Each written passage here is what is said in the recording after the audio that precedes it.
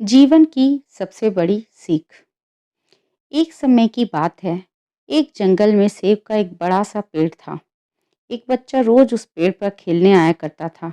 वह कभी पेड़ की डाली से लटकता, कभी फल तोड़ता, कभी उछल कूद करता था। सेब का पेड़ भी उस बच्चे से काफी खुश रहता था। कई साल इस तरह बीत गए। अचानक एक दिन बच्चा कहीं चला गया और फिर लौट के नहीं आया। पेड़ ने उसका काफी इंतजार किया पर वह नहीं आया। अब तो पेड़ उदास हो गया था। काफी साल बाद वह बच्चा फिर से पेड़ के पास आया और अब वह कुछ बड़ा हो गया था। पेड़ उसे देखकर काफी खुश हुआ और उसे अपने साथ खेलने के लिए कहा। पर बच्चा उदास होते हुए बोला कि अब वह बड़ा हो गया है, अब वह उसके साथ नहीं खेल सकता। बच्चा बोला कि अब मुझे खिलौनों से खेलना अच्छा लगता है, पर मेरे पास खिलौने खरीदने के लिए पैसे नहीं हैं। पेड़ बोला, उदास ना हो, तुम मेरे फल तोड़ लो और उन्हें बेचकर खिलौने खरीद लो। बच्चा खुशी खुशी फल तोड़ के ले गया और वह फिर बहुत दिनों तक वापस नहीं आया। पेड़ बहुत दुखी हुआ। अचानक बहुत दिनों बाद बच्चा जो अब जवान हो गया था वापस आया। पेड़ बहुत खुश हुआ और उसे अपने साथ खेलने के लिए कहा। पर लड़के ने कहा कि वह पेड़ के साथ नहीं खेल सकता।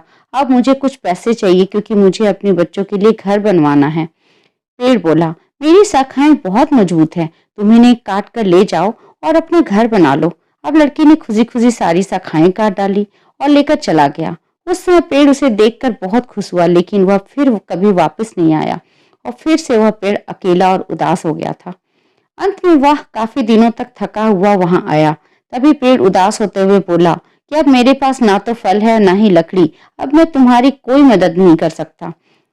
बूढ़ा बोला कि अब उसे कोई सहायता नहीं चाहिए, बस एक जगह चाहिए जहां वह बाकी जिंदगी आराम से गुजार सके।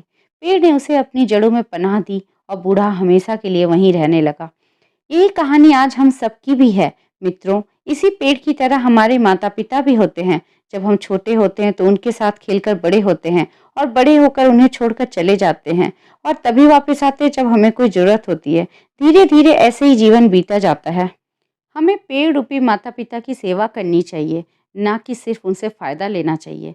इस कहानी में हमें दिखाई देता है कि उस पेड़ के लिए वह बच्चा बहुत महत्वपूर्ण था और वह बच्चा बार बार जरूरत के अनुसार उस सेब के पेड़ का उपयोग करता था।